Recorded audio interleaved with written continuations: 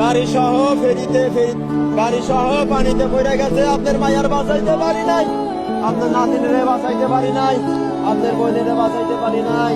কত করে কইলাম আব্দুর রহমানের মা তোমরা বাড়ি থাকো, আমি যাই আমার ডিউটি আছে, 29 তারিখে আমার ডিউটি।